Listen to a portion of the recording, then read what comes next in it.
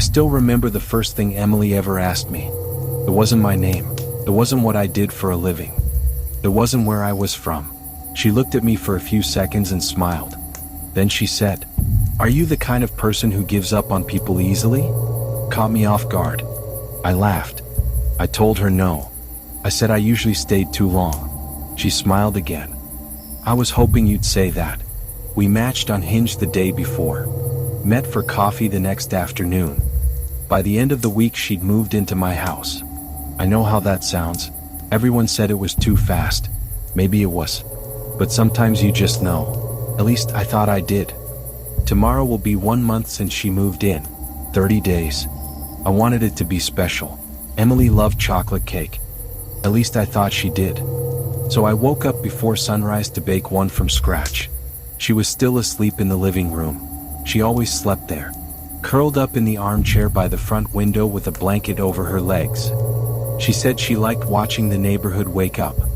Sometimes I'd catch her sitting there before dawn, completely still, watching outside. I used to tease her about it. She'd just smile. There was something unusual about Emily. She was always cold. Not emotionally, physically. Her hands, her neck. Even in July, whenever I hugged her, I'd joke, "You're going to love winter." She'd laugh every single time. "I probably will." She didn't eat much. Almost nothing actually, except chocolate. Dark chocolate, milk chocolate, chocolate ice cream, chocolate cake. If it had chocolate in it, she wanted it. I thought it was cute. She didn't talk much either. That never bothered me. Some people are just quiet. Besides, I always felt like I knew what she needed without asking. If she looked tired, I'd bring her a blanket. If her hair looked messy, I'd brush it. If her skin looked dry, I'd put lotion on her hands. Love isn't complicated. You just pay attention. My last relationships never lasted very long. Women always said the same thing, that I cared too much, that I loved too fast. One girl actually told me, "You're trying so hard to be loved that it's exhausting." I never understood that. Isn't that what you're supposed to do?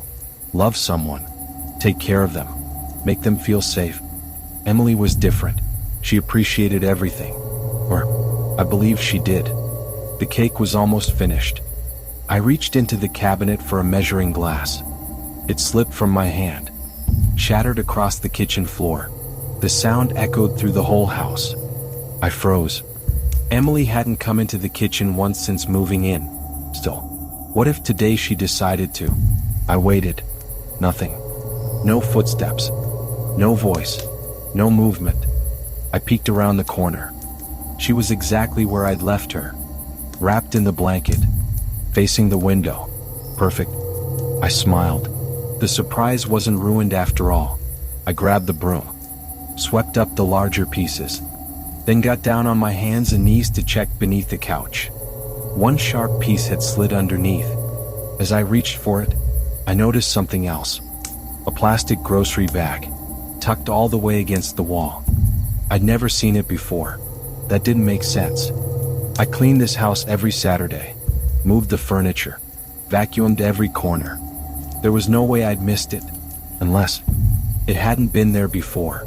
A strange feeling settled in my stomach. I looked toward the living room again. Still nothing. She hadn't moved. I pulled the bag out using the handle of the broom. Inside was a small brown notebook and a pencil. No phone, no wallet, no makeup, just a notebook. My hands started shaking. I don't know why. Maybe because everyone deserves a little privacy. Or maybe because people only hide things they don't want you to find. I stared at it for almost a full minute. Then I laughed at myself. Maybe she was writing me a letter. Maybe it was an anniversary gift. Maybe I was about to ruin my own surprise. I should have put it back. I really should have. Instead, I opened it. Most of the pages were blank. My chest loosened. I actually smiled. "See, you're being ridiculous." Then I turned one more page. There was a date, October 31st. Yesterday. Only a few lines. I started reading. October 31st. I don't think I can pretend much longer. He brushed my hair again today. He kept smiling while he did it. I hate when he touches me. I don't think he realizes how much I want to leave. I stopped reading. For a long time. I just stared at the page. Then I looked toward the living room. Emily was still sitting in the chair, facing the window, exactly where she'd been all morning, exactly where she always was. I looked back at the notebook. There were more pages after this one, many more. I told myself not to read them, that everyone deserves secrets, that maybe I didn't want to know the rest. I should have closed the notebook. I knew that. Instead, I turned the page. October 18th. He keeps buying chocolate. I don't even like chocolate. He smiles every time he sets it in front of me. I think he honestly believes it's my favorite. That didn't make sense. Emily always asked for chocolate. Didn't she? I frowned. Maybe she changed her mind. People change. The next page. October 22nd. He cleaned the whole house again. Bleach. Alcohol. Disinfectant. He keeps saying he likes everything spotless. I think he's trying to cover the smell. I felt something tighten in my chest. The smell? What smell? I looked around the kitchen. Everything smelled normal. Vanilla. Coffee. Cleaning products. Nothing else. Another page. October 26th. I tried not to cry today. He spent almost an hour brushing my hair. He talked the entire time. He never notices I'm not listening. Without thinking, I looked toward the living room. Emily's hair looked perfect. I smiled. Of course it did. I'd brushed it that morning. Then, I stopped smiling. I couldn't remember her thanking me. Not today. Not yesterday. Not once. I turned another page. October 29th. If anyone ever finds this, please don't hate me. I tried to leave. I really did. The next page had only one sentence. October 30th. I don't think he's going to let me go. I felt sick. None of this sounded like Emily.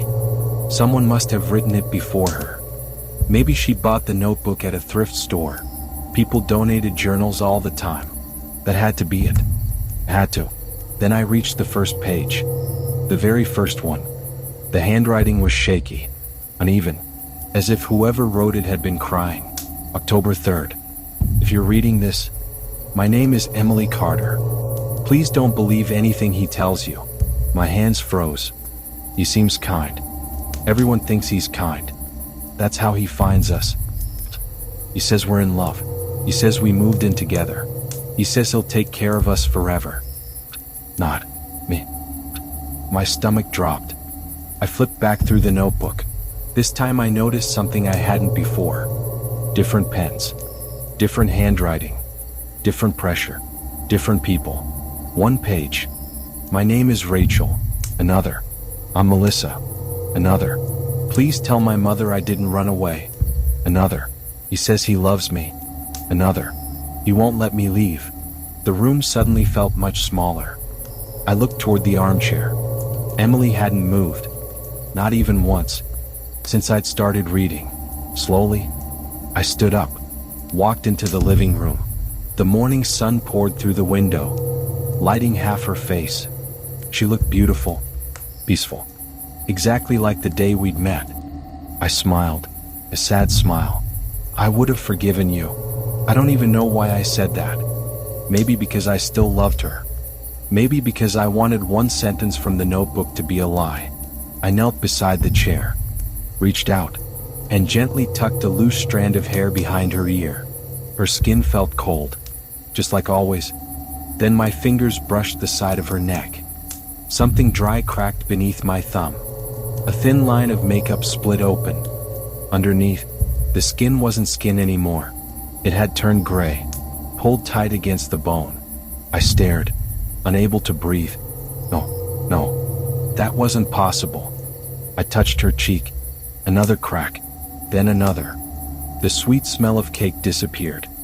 For the first time, I noticed something else. Something sour. Something heavy. Something that had apparently been there for days, maybe weeks. I took one step back, then another. The notebook slipped from my hand. Its pages scattered across the floor. Different names, different dates, different handwriting, all leading to the same ending. A loud knock echoed through the house. 3 slow knocks. I didn't move. Another 3. Someone outside called my name. Oliver? The voice sounded familiar. Maybe my neighbor. Maybe the mailman. Maybe someone else. I kept staring at Emily. The knocking came again. Harder this time. Then, I heard the doorknob turn.